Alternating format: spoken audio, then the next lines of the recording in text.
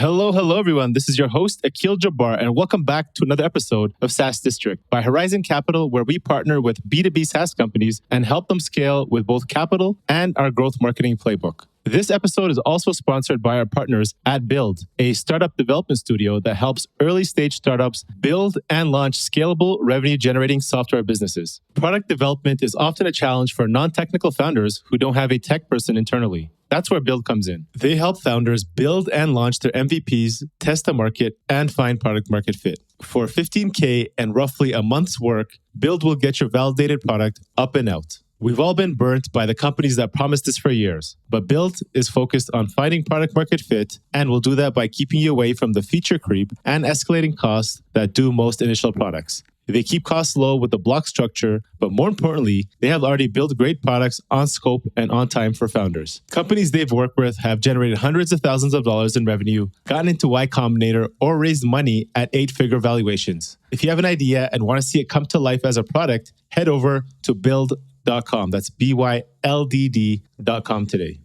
In today's episode, we'll be talking about defining your pricing and packaging for new B2B SaaS products. Today, we have our guest, Dan Balcauski, joining us. Dan is the founder and chief product officer at Product Tranquility, a consulting firm that accelerates product growth and increases customer loyalty. They bring world-class product management and strategy practices to B2B SaaS and marketplace companies in the mid and small market. Dan has managed multiple products throughout the product lifecycle, from new concept incubation, product launch, product maintenance, platform transitions, and end of life over the last 15 years. Now, just a quick side note before we get started on today's podcast.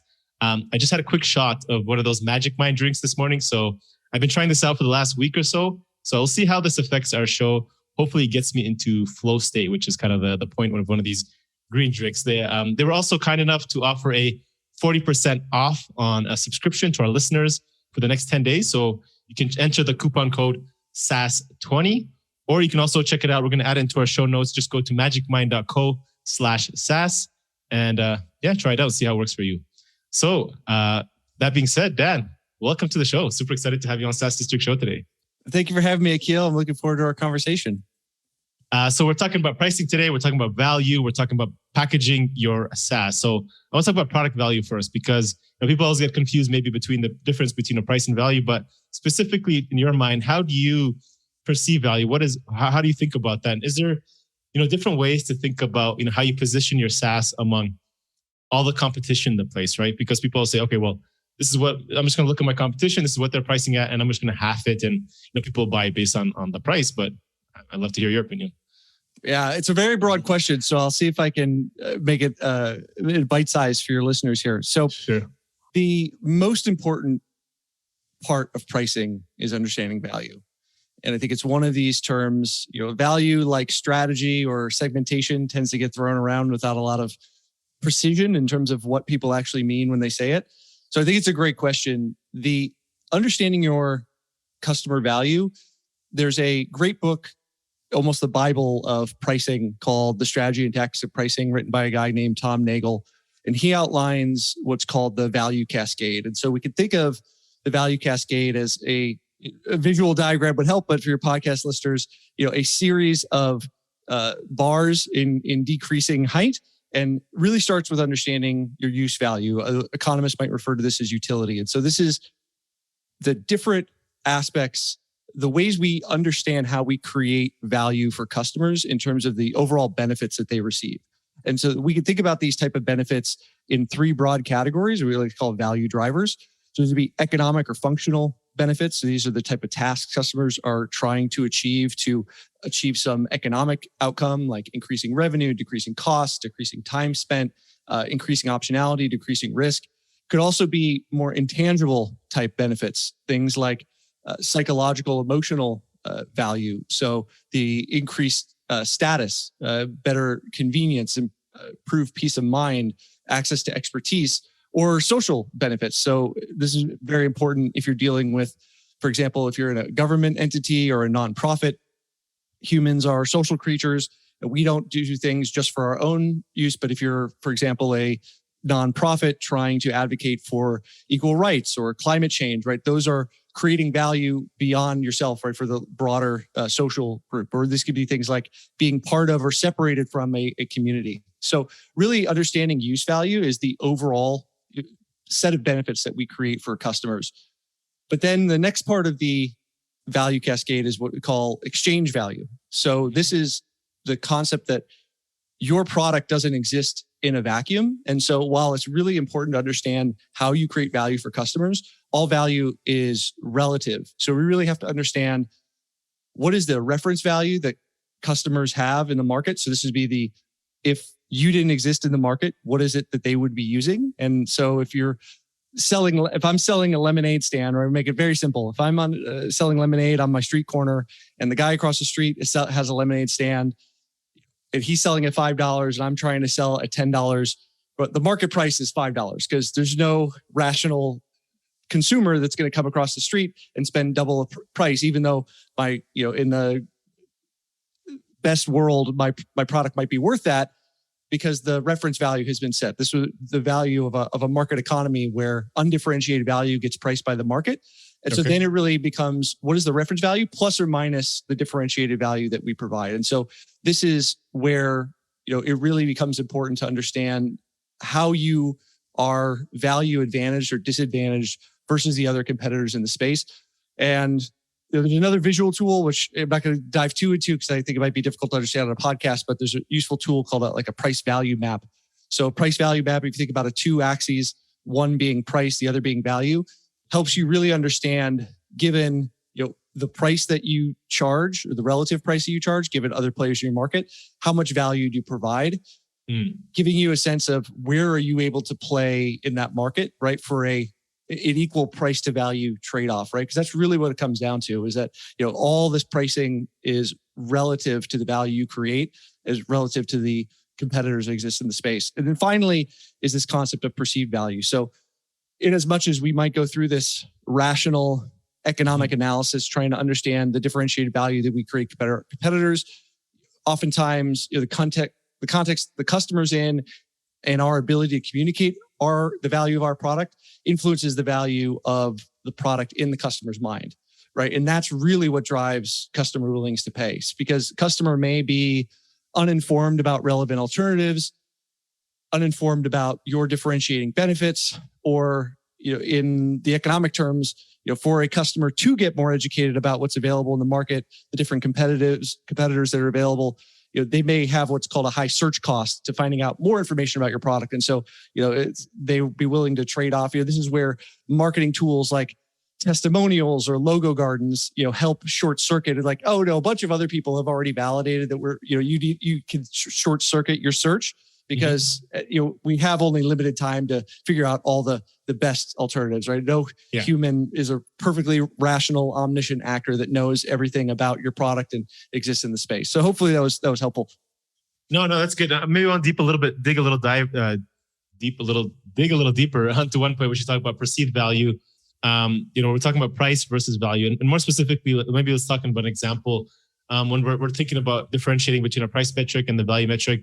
When a lot of people at the beginning stages, I see, setting up their SaaS company and their pricing packages, they say, okay, let's, maybe copy the competition. We'll offer the same value in terms of the product, of how they kind of position it, and just make the price cheaper. Like let's say half the price, and then we're going to capture the market because we're a lot cheaper when it comes to price. But I feel sometimes that kind of backfires because then the perceived value sometimes is like, this is too cheap, and maybe it kind of just shows that maybe this product is just not as good. Even though, I always suggest, you should also be probably the same price, even if maybe not as good, or maybe, plus or minus like 10%. But if you go half, maybe it kind of backfires. What's your thought on that?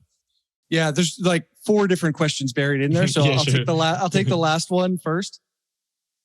Price is often a shortcut or indicator to value, much like I mentioned before with like testimonials or logo gardens, where customers will use them as proxies. And this is especially exacerbated in markets where information about competitive alternatives can be opaque, right? That could be individual price points, or often even in B2B SaaS, which is the area I play, you've got competitors with yourself, or your competitors have hundreds of features.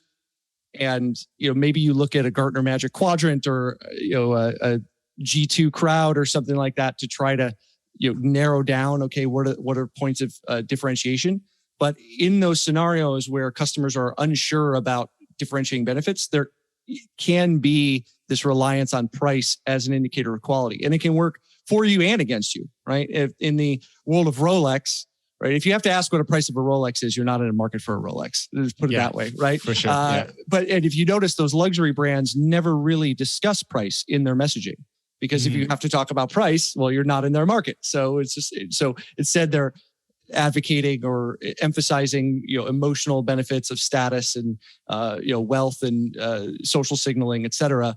Exactly. Similarly, on the low end, right, where I may be unsure about the quality of a product, right? There could be a expectation that, oh, this product is so low, I guess it's not as good as it might have been, and just using that as a short circuit. Yes, but generally, I guess this is where it goes into some of the other points you brought up. Yeah, generally using price as a lever just to purely gain market share does tend to backfire on people. We talk about this in terms of pricing strategy has a very specific term. In my world, it comes in at the end of the pricing process after you've thought through all of the other elements you need to consider, all your packaging decisions. Pricing strategy really is, okay, given the range of feasible outcomes, how are we going to use price as a lever in order to achieve the business objectives of the company, right? And those usually fall into three different types of penetration pricing and neutral pricing and a skimming pricing strategies. And the penetration pricing strategies are usually heavily adopted by technology companies, but often, it's playing with dynamite. It's the idea that, we'll land and then we'll expand, and the landing happens and there's no real plan to ever expand. And then the companies are sort of stuck. You see this right now. It's played out with Uber and Lyft in the public markets, right, where they've now gone public, and both of them are struggling to be profitable. But they were both, in this fierce land grab to subsidize rides to get very big, with the idea that we'll win this market and then we'll be able to have pricing power. And now they're finding themselves in this perpetual head-to-head battle where they're not really able to leverage that implied pricing power they thought in the future. I think they'll just have to get together sometime and power and stop competing, and eventually they'll be able to figure it out, right? Okay, so if I'm a SaaS company, I understand. How should I think about that? So if I'm looking to set up maybe my optimal strategy, so we talked about one way, which is probably not the best way. How would you kind of suggest them to come up with the strategy for effectively pricing their SaaS solution if it's not just basing on price and trying to win off of price? Yeah, so there's a lot of different decisions here. So setting a price point is best thought of as selecting a price from a feasible range based upon your value pool, and your value pool is simply the amount of economic value that you create sort of above and beyond your competitors, right? Or if you're negatively differentiated, it might be less than your competitors, right? And so you're going to have an upper limit defined by a customer's perceived value of your product or a competitor's price for a similar level of performance, whatever the lower of those two is. And then the lower limit defined by, if your next best competitive alternative, assuming you're positively differentiated in the market, or if you're negatively differentiated, then your product variable cost. And so that sort of sets your price range. And then it's a matter of really considering a set of items or dynamics within your industry, right? Like, as I mentioned before, like, what is the value of your product relative to the competition? Where are you in your product and market lifecycle? What does the industry economics look like? What are the competitive dynamics? How aligned are your internal stakeholders? And I think the important thing is you can really win with any strategy, but it's commitment to that strategy and flawless execution that really is the difference. And because we look at examples, before I mentioned penetration versus neutral versus a skimming strategy, right? Penetration strategy, right? We think about like Amazon versus skimming strategy. We think of like Apple, and then maybe like a neutral strategy is someone like Microsoft. All wildly successful companies, and so it's not necessarily that you are going to win or lose based purely on that. But if you think about how Amazon internally acts, given they want to be not necessarily at the absolute lowest cost, but they drive cost out of everything, and it's sort of in their DNA. And so their operational focus and operational excellence is tied directly to how they're going to market and their pricing strategy. Similarly with Apple, right? Apple's like, going to create the absolute premium product. And there was a lot of worries. I remember 5-10 years ago sounding the death of Apple as Samsung and LG and all these other providers started to get really high-end Android phones, that they were going to have to cede the territory to Apple. And Apple's just been dedicated to that strategy and has found ways to, where Apple executes this brilliantly is that you have a very high price for like the brand new iPhone, but then over time, the previous generations, they lower those prices. And so, if those become very successful moats against those upstart competitors, right, and preventing people from, obviously they have a lot of things related to ecosystem lock-in, right? I've got my entire, if I have a Mac, I have an iCloud service, right? There's a lot of other components that they've leveraged there, but being able to execute very effectively with, either of those strategies is possible, or just making sure that everything is aligned and you know what you're doing when you go into that. And it's not just like, oh, today we're going to do this. So that's not working for a few months. And then next month we're going to try something else. That's probably not going to work out very well. Okay. So I guess based on your experience, you've worked with, a ton of founders. We mentioned one thing that, they probably get maybe wrong, or, SaaS founders think about, their teams get wrong about when they set up their pricing. Can you share any other things that you often see that people get wrong and how they set it up? Yeah. When it comes to SaaS pricing, most executives think that what you charge will determine your success. In fact, who and how you charge determines your success. So said another way, I'd spend most of my time on what the price tag goes on and little time on what number goes on the price tag. And that sort of goes against sort of what we just discussed a little bit with, trying to figure out this pricing strategy. I think most people get very enamored around what I would call the price level. Is this $10 a user per month? Is it 20? Is it $19.95? Those are fun conversations. I love them.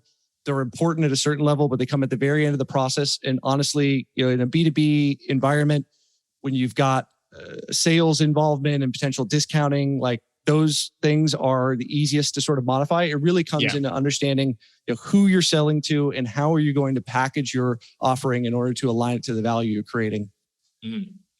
Okay. Okay. So I've set my price. I've figured out what my ideal price is. People are buying my product. Converting. And then, we had this conversation with Patrick Campbell from, formerly Profitwell. I think they got acquired recently, where I asked him, how often should we be increasing our prices?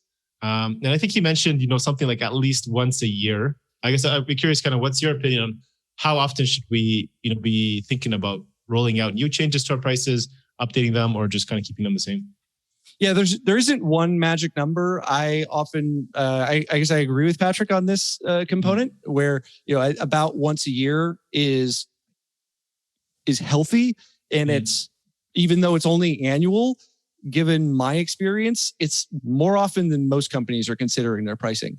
And that again goes to both pricing and packaging, where you're maybe not changing sort of your price level every year, but you're creating new add-ons that you can separately monetize. You're thinking about creating brand new products. You're thinking about localizing your pricing, about changing discounting policies and enforcement such that you can get that top line revenue in a more predictable way. But companies are constantly improving their products. So whenever you feel like your product has changed enough to merit visiting pricing, it's probably a good time to reevaluate. Your market's dynamic. You've got new competitors coming in, old competitors leaving. Competitors are introducing new features, changes to market dynamics, right? So I think many companies who had their 2020 planning session finalized on December 2019 had a rude awakening, right? When they came up March 2020 and COVID hit, right? And saying, all right, well, all of our assumptions that we thought, for the year are going to go, sideways. It end up, for better or worse, ended up working out really well for the SaaS companies generally. But I think whenever there's a structural shift in either the offering that you provide or your market, I think are good times to reevaluate. Fundamentally, when you're thinking about trying to change pricing, any pricing change, you really need to evaluate two things. what do we think is the difference in expected revenue and what is the difference in costs incurred? And that could be costs from actually going and doing a pricing study and making the changes in your subscription management system and training the sales force. But what is the delta? How is this actually going to improve profitability? And do we think that there's a reasonable return here from a pricing change? Mm. And I guess from a testing perspective, I mean, do you want to just keep kind of let's say you set the price $100 a month. That's kind of what the average is. You're adding kind of new features, but the conversion rate is pretty good. Are you kind of just testing, slight increases and seeing how kind of conversion rates, or how do you kind of look at the optimal formula? Is it just based off data and seeing how people are converting? Yeah, so I guess there's a few questions enrolled in that one too, where it's like, what do you use in order to figure out is there a problem, right? And so sometimes those are more qualitative, like we don't have. I'm talking to several clients right now where, for example, customer success is unable to effectively upsell, right? So it's they're seeing a drag on net retention because the way their pricing and packaging is structured, they really can only convince customers to buy more if they hire more employees because it's based upon seats, right, for that particular use case. And so that's not a very effective tool. If you think about consultative selling or, the ability of a customer success manager to really help understand the business and how they can get more value, it doesn't really give them a lever to do that, right? Or, it could be on the discounting side, right? Looking at, are we, discounting in a way that, first of all, do we have a discounting policy? That's sort of step one. And then step two, which is a different question, and often, even if they have step one completed, are we actually enforcing a discounting policy, right? And so one of the things you can look at is discounting percent, and then looking at what we call price bands. Price bands are ways to, all things being equal across customers, looking at customer size, the type of customer, the potential sales rep, the products that were sold. Do we see a consistent use of discounting across the board? And if not, where are those outliers? So really helping us understand, are our policies being enforced? And are they rational? Are we trading off? I was talking to another client the other day, and one of the problems is company is in a scale up stage and they're really excited about getting more logos, right? Which is reasonable, right? But the question is, what is the value of a new logo versus what they're willing to give up? And I don't think they've really had that conversation internally to really say, okay, yeah, it's great to have logos, but it's not worth a 75% discount to get any particular logo in the door. Yeah. Okay. And then if we're thinking about it from, I guess, a lot of SaaS companies like you probably work with are more product led. And, they're trying to use the product to sell versus more kind of consultative selling solution, which you talked about. And there's a couple of ways to look at it. One way is, using the free trial option. Many SaaS companies are offering, 14 days, 30 days kind of free trials, and then others have the kind of freemium option. How do you kind of look at that as the overall kind of pricing and when you're pricing out your offer? Yeah, so free trials and freemium both rely on what economists would say software is an experience good, which means my perception of the value of the product changes as I use it. You might imagine this if you go to a dinner, right? Where you might, read some Yelp reviews, or you just look at a menu online, but then you actually go experience the food. You're like, oh, okay, that was really good, or that wasn't, right? And we have a very similar problem in the B2B SaaS world, where as good as your marketing team is in making copy or videos or webinars or white papers, there is something to be said for people really don't have that emotional impact of what the value is going to be and how much it's going to change their lives until they actually use the product. And so I'm really a big in favor of free trials. And the ideal length there is probably 14 to 30 days, given the input I've seen. And I really, really do not like freemium. So okay. I do not think freemium is a good idea. So my first foray into the pricing world was actually, I did my MBA internship out in Silicon Valley for a successful Silicon Valley company. And the problem on the CEO's desk, they went to market, they were selling apps through 4 major channel partners effectively. And one of those channel partners were themselves trying to be the low-cost player in the market and demanded that all their partners have a freemium version of the app. So they're like, okay, we have to create a freemium version of the app for this one partner should we do it for all? And so that was kind of the question on the CEO's desk when I showed up. And so among other things, that summer I helped them work on it, a bunch of investigation into freemium, and just generally found it was a terrible idea.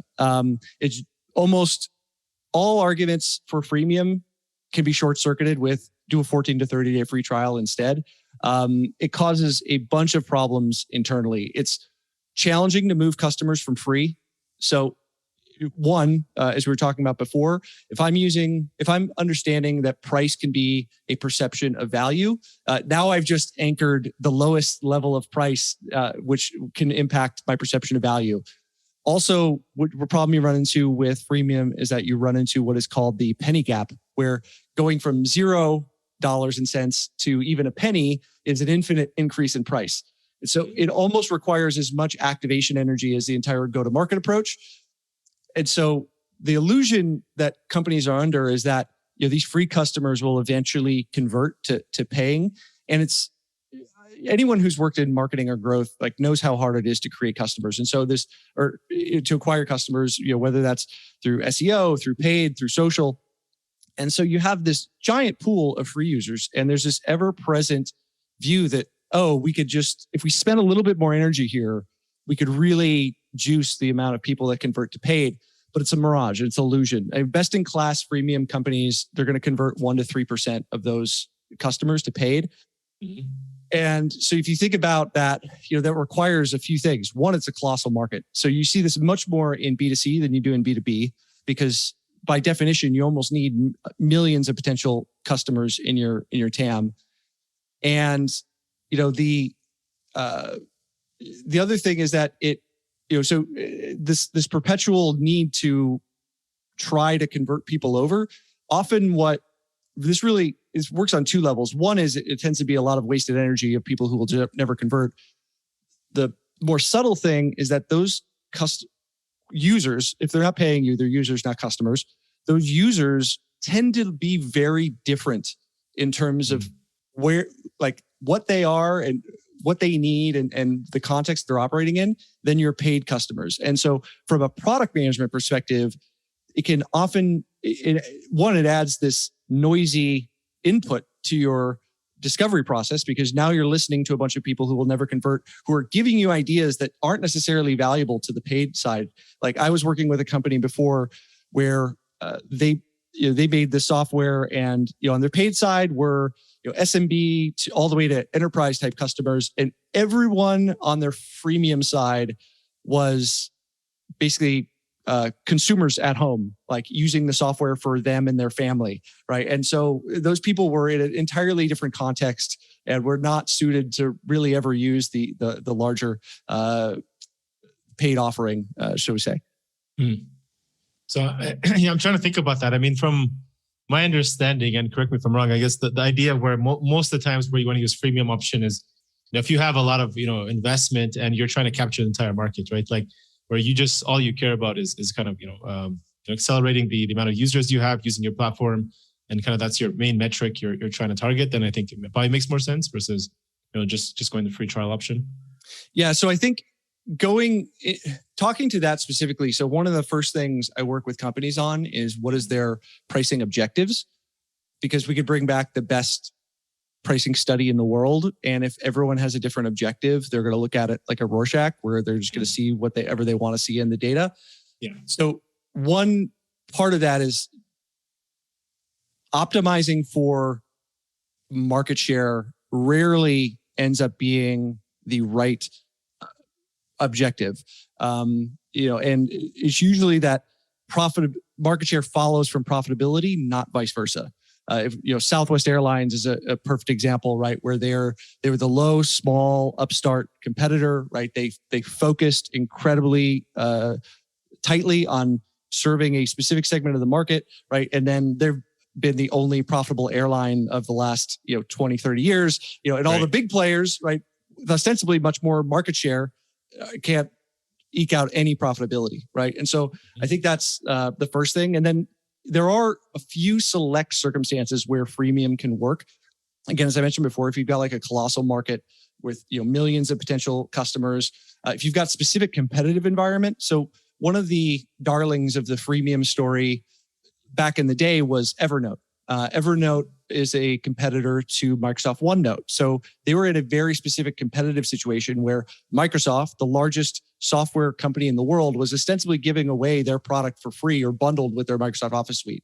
And so Evernote really didn't have much of an option there because they were effectively already competing with free via the Microsoft bundle. Right. Also potentially if you have developer focused products where if I need to use a product in dev or staging for 6 to 12 months before it ever could be used in production, it doesn't make a lot of sense there to just have a free trial where sales guys are constantly regenerating keys because they're not really using it in a production environment. But in that situation, you could have a freemium version that is suited for dev or staging, but if you try to move it to production, it wouldn't have the performance characteristics that you would require. Right. Or something like Slack, where if I show up to a party and there's no one there, that's the world's worst party. Slack is similar, where the value of the product actually requires a simultaneous mass adoption across your company. And so for a product like Slack, that's actually part of the value proposition is everyone else is on it, and not on it like over the period of 12 months, but on it like I need everyone there today because no one can use it until everyone is there, really.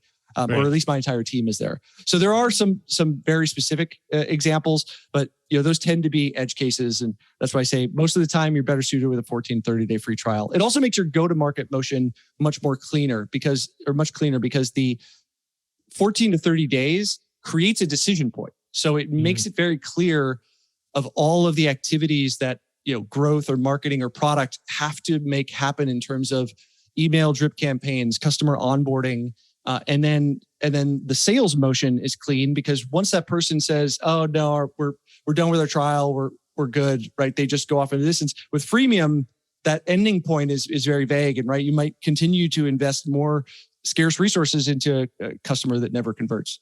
Right. Yeah, that makes sense. A quick note from our sponsors today, and we'll be right back.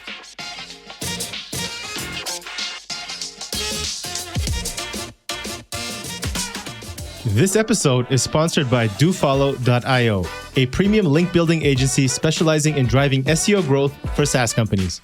Do you have great content and want to boost your organic traffic to your website? Get links on high-quality websites such as MSN, HubSpot, Zendesk, Cloudways, and hundreds of others. DoFollow.io can get you guaranteed results for less than the cost of hiring an in-house SEO, completely hands-off, no retainer, 100% performance-based, and cancel anytime. If you're interested, book a call now at dofollow.io and start outranking your competitors today. And then in terms of how you present your pricing, I know there's kind of an objection here of whether we should show our pricing on our website or not. I know there's kind of two sides of that one, or there's a couple of sides, but one, at least in my mind, is that sets kind of a filter for the people you want to come in. So you say, okay, this is our pricing, we're transparent, and then there's also the transparency, which is like, we're transparent. There's no hidden cost. Everything is up here. We're presenting everything that's included, and you can just make a simple decision. And then the other one is the filters. Like, this is our price. If you're not interested, we shouldn't probably having a conversation. At what stages or times should you be showing the prices, and when shouldn't you be? Yeah, this is a great question. So, data that I've seen shows that about 50% of SaaS packages have public pricing and packaging. So you're in good company if you want to show public pricing and packaging. There's a lot of sort of elements and decisions. I think there's bad and good reasons for not for doing one or the other. So if you're bad reasons, like if you're afraid your pricing is too high or too low, or competitors will get easy access to your pricing information, I think those are sort of bad reasons to not show pricing and packaging. Usually there's kind of three models that I think about. So there's full public pricing and packaging, and that's about 50% of SaaS companies have that. There's no public pricing or packaging. And then there's hybrid, where like I have a public display of my packages, but no price levels. And so each of those is sort of best for particular circumstances. So like the first one, we have full public, everything is, you've got standardized packaging. Maybe you've got a horizontal product with a humongous market and competition, right? I think competitive set is an important element to consider here, right? Where your competition, if they've all got transparent pricing, it's going to be very difficult for you. It's going to look like you're hiding something. It's going to make it, people are probably going to drop you off early in consideration list because everyone else has, so it potentially to a point where, sales guys aren't even going to be able to get involved because they've already removed you from consideration set. And you see this a lot with like high volume and velocity or what is called product-led growth models. So that's usually why you choose, public pricing and packaging. If you're doing no public pricing or packaging, usually that's best if you've got an enterprise sales motion. If you've got, complex packaging that requires a salesperson to walk through. I was working with a client before and they had grown their legacy business over, a decade and they had like a 45-page price list. Well, even if they published that on their website, good luck to any customer who wants to, and even to the point where they were having trouble because their sales folks could barely even it was so complex they could barely even quote, and so you needed like these specialists to help customers quote. Or so those type of situations, or if there's high difference in willingness to pay between segments or a small addressable market. Like if you're only selling to the Fortune 10 or the Fortune 50, really your need to show public pricing and packaging is minimal. And then there's the hybrid of public display of packages but no price levels. Again, this is good if you've got companies that have good tiers, like a good, better, best packaging that's really easy for customers to sort of understand the value, right? Because good packaging can act as supporting your value communication message. Like, hey, we serve these groups of people, and here's what they find valuable, right? That's a good reason to show your packages, but maybe you don't show price levels because you have a high difference of willingness to pay between segments, or again, a small addressable market. So those are some of the things to think about. Just a quick kind of follow-up question on that. Is there a dollar pricing amount that kind of sets the decision for whether you should show your price on your website or not? Meaning, if I'm $1,000 a month product or $10,000 a month, I don't know if showing that is kind of more negative than it is positive versus $10 a month is kind of easier kind of value to show, and people make a decision just based off that. What's your kind of thoughts on that?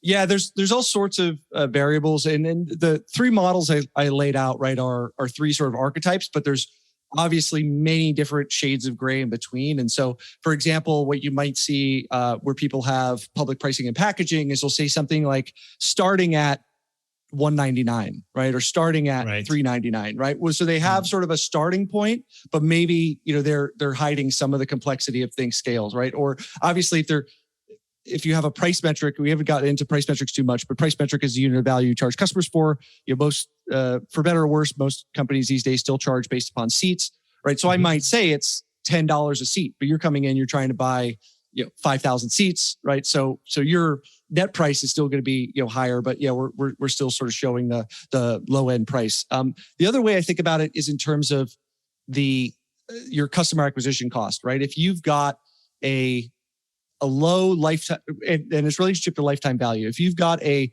relatively low lifetime value, which you may have in more of a product-led growth, volume velocity type model, I think you might have mentioned this before, where we can use public pricing as a way, as a qualification mechanism up front, so that our sales folks aren't spending time with people who are like, oh, $10 a month, that's too rich for my blood.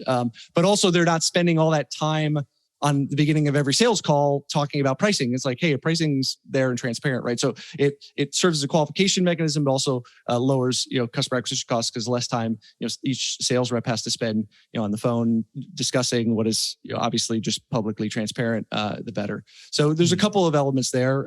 There's not necessarily one sort of core cutoff. I think generally the way I think about it, right, in terms of product-led growth or volume velocity model versus like a account-based marketing model. Because we tend to see the public pricing and packaging more in the former.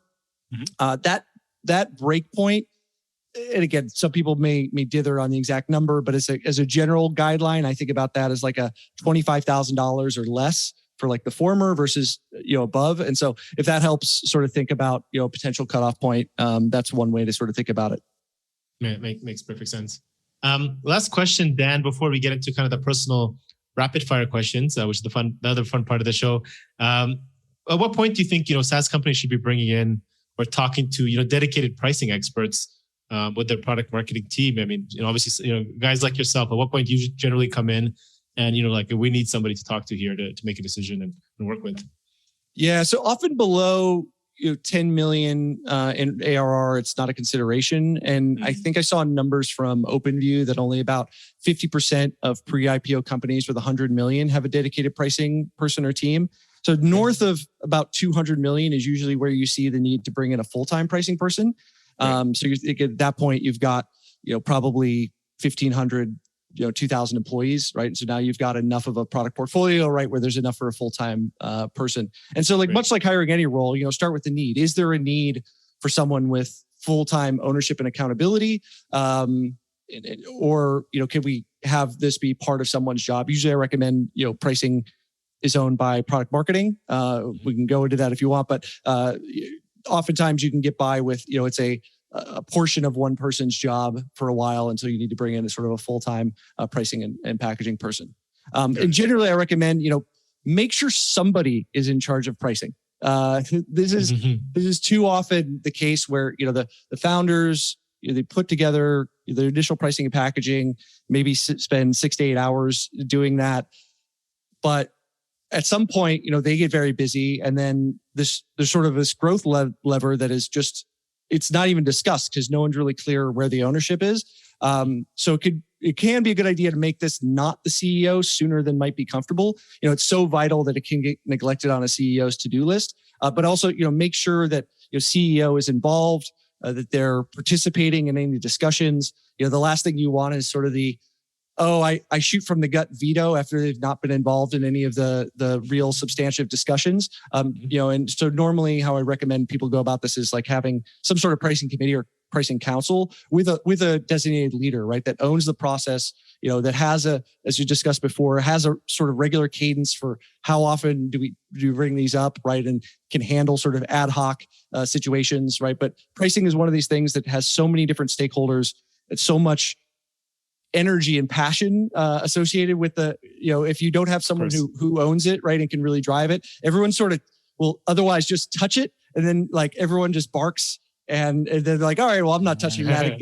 So I think it's important to have an owner, someone who actually takes the decision and actually implements the change and sees it out. Yeah, for sure.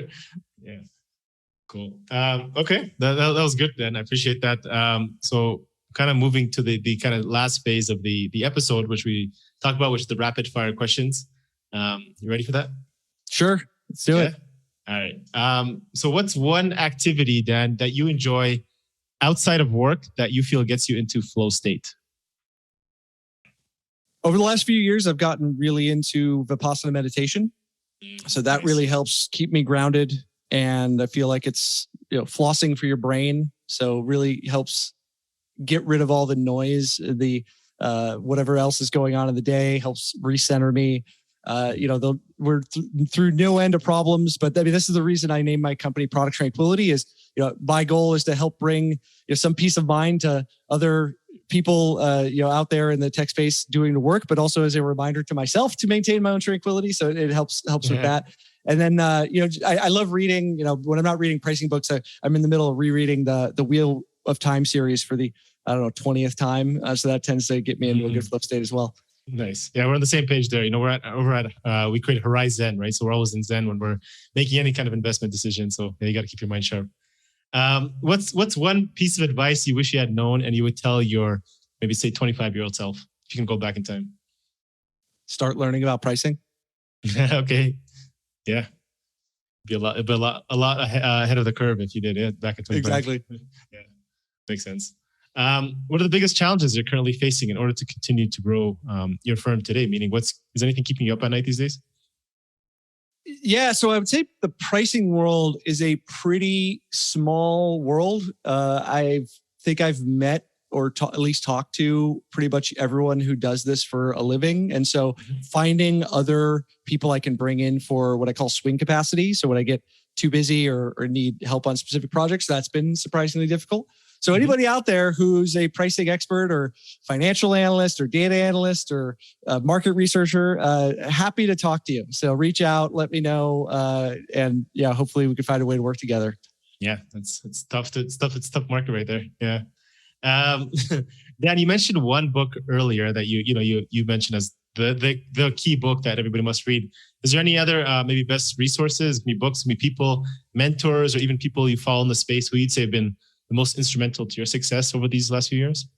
Yeah, I mentioned The Strategy and Tactics of Pricing by a guy named Tom Nagel. I think it's in like its 6th or 7th edition. It's just it's dense, but it's absolutely foundational to all the work that I do. He had founded the Strategic Pricing Group, which then got snapped up by Monitor, which is now owned by Deloitte.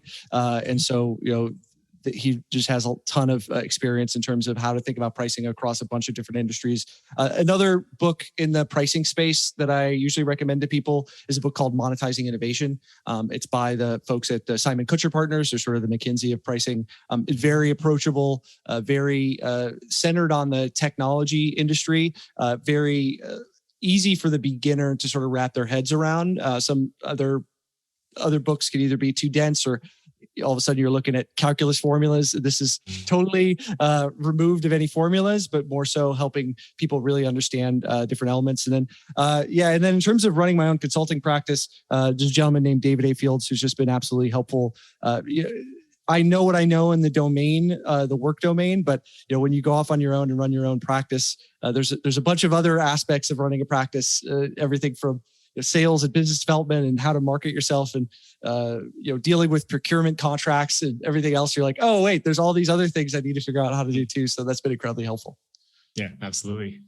Dan, what does success mean to you today? Whether that's personally, business, financial, life, there's no right answer. How do you define it? Yeah, this is a good question because I often think about as I've gone off on this journey, what was sort of my core motivations. And fundamentally, it's to work on interesting projects with interesting people and help create value in the world. And, I want to be able to have enough flexibility to be location independent, flexible with, who I get to work with and what I get to work on. And a big sort of value for me is I get to continue to learn and grow. And it's an interesting thing to say that because oftentimes growth, we say like, oh yeah, I'd be able to grow is great. And then we get another effing growth opportunity. It's my favorite new phrase, AFGO, because growth is often the thing we think we want. And then when we have that growth opportunity, it ends up being hard. But I really do enjoy just learning, continuing to refine my knowledge and how the world works. Yeah. You're also based in Austin, Texas. So you're in a great place. So it seems like you're doing what you want to do in the right place. So Dan, where can, other than seeing you in Austin, where can founders get in touch with you? Learn more about you if they want to, chat about their pricing package as well. Yeah, so I blog regularly on my website trying to demystify the world of pricing at producttranquility.com. So check out my blog there. And happy to connect with folks on LinkedIn. I'm Dan Balcauski on LinkedIn. Just let me know you heard me on the podcast so I could separate it from the rest of the LinkedIn spam. Awesome. Thank you so much, Dan. Appreciate you joining on today. Thank you, Akil. Hopefully it was useful for your users. It was. Thank you so much. Thank you all for watching this episode and joining SaaS District today. Don't forget to like, subscribe, and hit the bell for future episodes where we interview top leaders in the SaaS industry. If you're a SaaS company looking to grow and unlock the true value of your business, get in touch with us at Horizon Capital, and myself or one of our consultants will provide a free assessment to help you get there and hit your goals. If you have any feedback or suggestions for this podcast, please comment down below and help us improve our content for you all. Thanks again and see you on the next one.